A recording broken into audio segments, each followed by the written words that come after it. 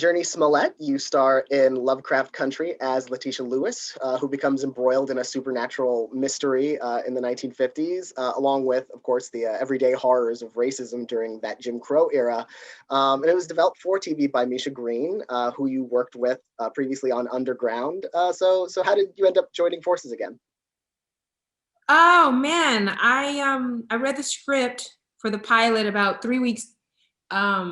Misha locked herself in her house for what felt like 3 weeks and wrote the pilot and sent it to me, just on a, like, very casual note of, here, this is what I went off and did.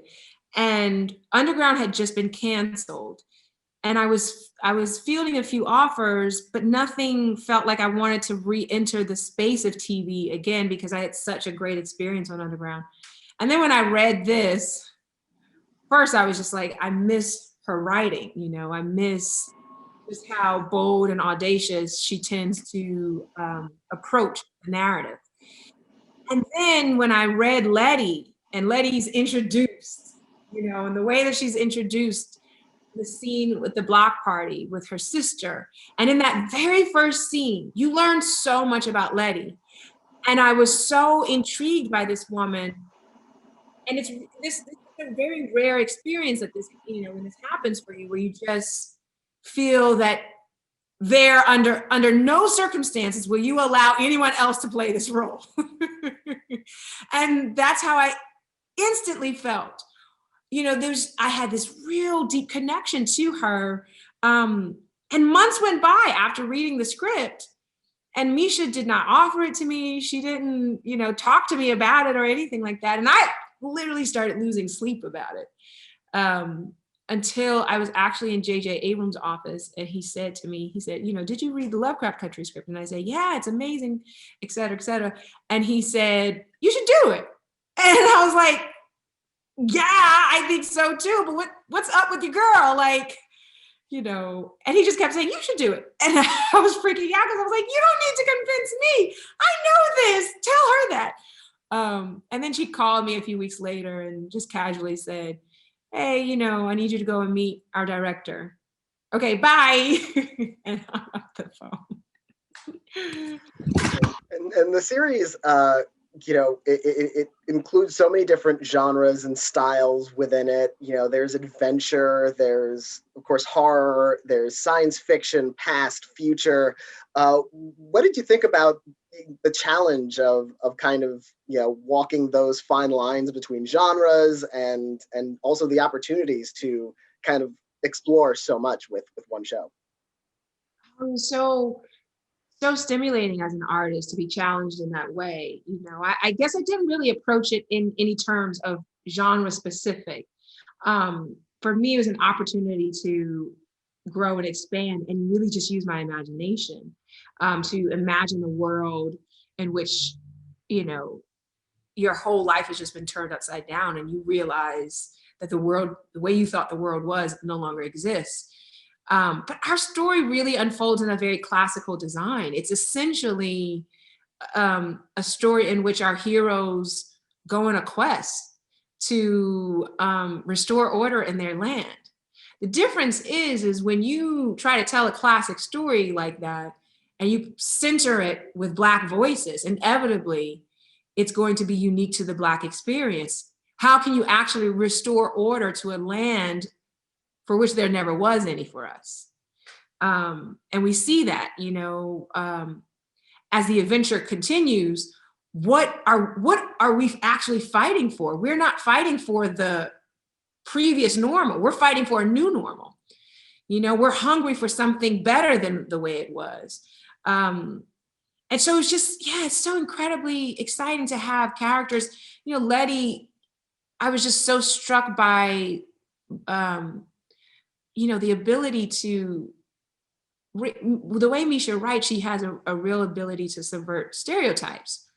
These characters are not who you would expect them to be. And with Letty, there were so many different contrasting ideas within her that I was just so incredibly hungry.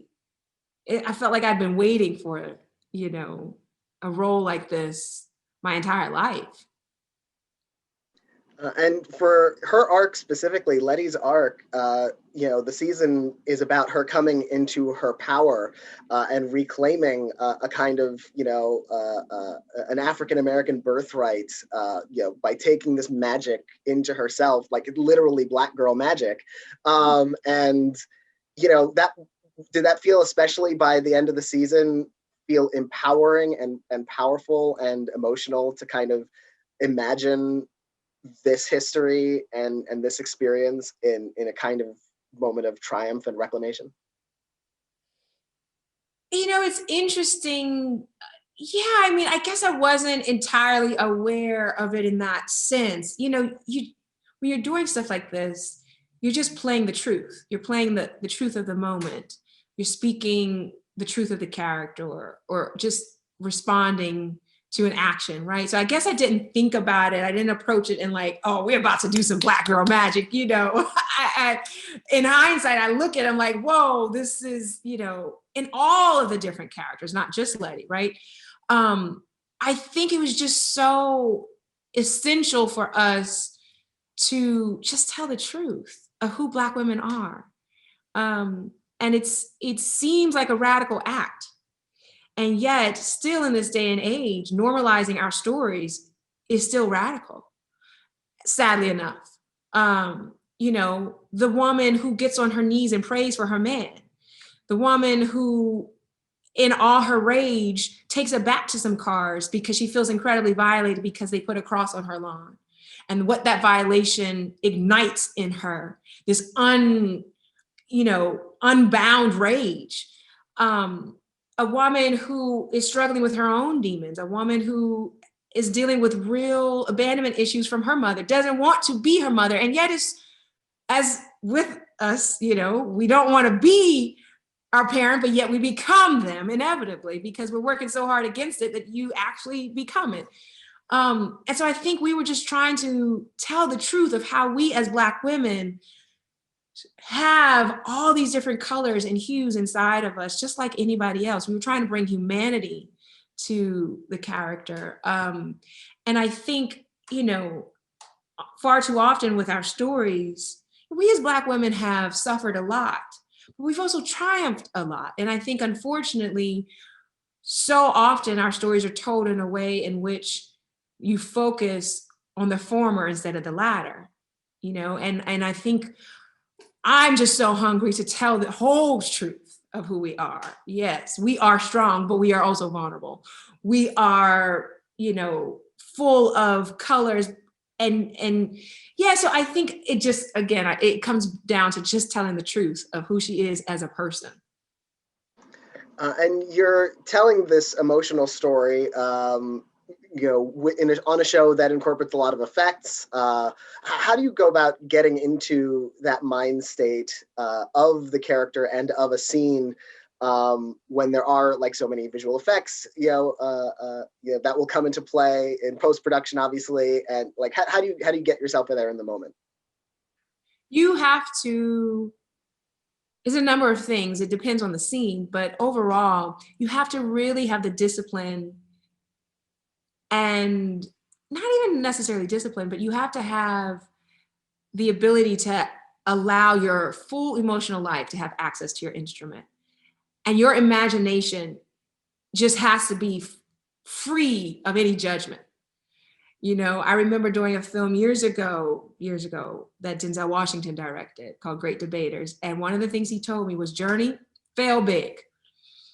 And it's something that in those moments as an actor, when you feel like, okay, there's a green X there, right?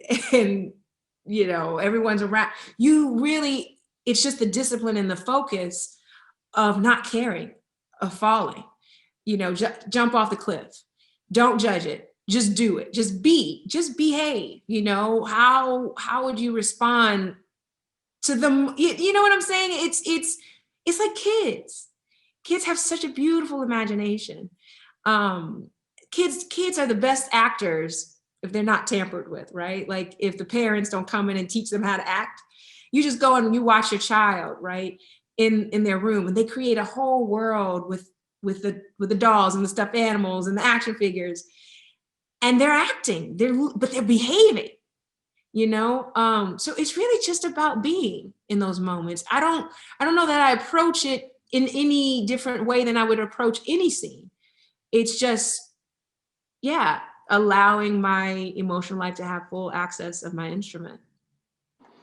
And it's also a very physical show with a lot of action and a lot of stunt work. The SAG-nominated stunt ensemble from the series, in addition to the SAG-nominated main ensemble of the series. How much of that work did you do? What was it like working with the stunt team and creating the most kind of streamlined and truthful experience possible? I approach my character in general, all characters, from a very physical mindset. I work with my coaches specifically on the physicality of the character, and so I love doing stunts. I'm very possessive of of those things and always want to do it. Misha jokes on me all the time because I'm the one who's like, nope, let me do it. Like, no, throw me in, coach. I prefer for the director to use me as much as possible because I do, it's like handing your character over to somebody else, and so I work intimately with the stunt coordinators and the stunt men and women on choreographing it. And for me, it always has to come back to the emotional root of the character. What is the trajectory of the character? What is she feeling in this moment? What's the danger? What's the desperation? How she react? How does her body react to it? So I love it. I love, I don't think of it as a separate thing. It's a part of the totality of building the character. An accent, singing, the inner emotional life, the physical world. It's all a part of it for me. So I love it. And one thing that I thought about a lot when watching Lovecraft Country was, as you mentioned, how natural child actors can be, and you of course have experience in that. You've been acting in this industry for many years, and I was reminded of Eve's Bayou, which is one of your earliest roles, which also kind of blended supernatural elements with telling this truthful story about Black women and Black history. And I was wondering if you kind of thought about, that film or that experience or that character while kind of embodying Letty on Lovecraft Country at all. I had a really beautiful experience, actually. I realized it's interesting. No, I did not think of that character while doing Letty. I don't really think of previous characters, although I know the experience and the research and the, any filmmaker or actor I've worked with always, adds to your instrument. So absolutely, Eve's Bayou was the real moment in which I knew I wanted to be an actor for the rest of my life. It was the root of what I do now, essentially. But no, however, there is a beautiful connection between Eve's Bayou and Letty, and I didn't realize this until we finished shooting. Dana Pink, our beautiful costume designer, who is my queen, and we had such a fruitful collaborative experience in building Letty's outer armor. But someone had tagged me in a scene of Eve's Bayou in which my mother, I'm like, mouthing off at my mother about the bathroom and all this really, awful things and stuff. And she's wearing an orange top. And I looked at it and thought, oh my gosh, Letty I wore the same top that Lynn Whitfield's character wore in Eve's Bayou. Letty wears in episode 4, which was a funny, Dana and I didn't even realize it, but it was a, wow. It was a nice little full circle moment. And I don't think the show has officially been renewed for season 2. I think Misha Green is supposedly working on ideas and do you know where that stands at this point that you can talk about, or where you kind of think and hope Letty could go in a season 2, especially since it would be moving beyond the novel the series is based on? Oh man, I think there's such yeah, there's a whole world of stuff that we haven't even touched upon with Letty and all of the characters. I'm so curious to see how she would attack it. She doesn't tell me anything. It's so funny. This was our third season of TV technically together, and when she gets into showrunner actor mode, it's like, I mean, the boundary is very much so there. So I know nothing. I know as much as you do, sadly. I love Letty, and it would be a dream to be able to step back into her shoes and explore her again. But I don't know, man. I don't know. I do hope we get to see more of Letty and more of Lovecraft Country. And if Misha Green watches this interview, call Jurnee, let her know everything that's happening with Letty in season 2. Fingers crossed. Thank you so much for talking to me about the series. Thank you for having me.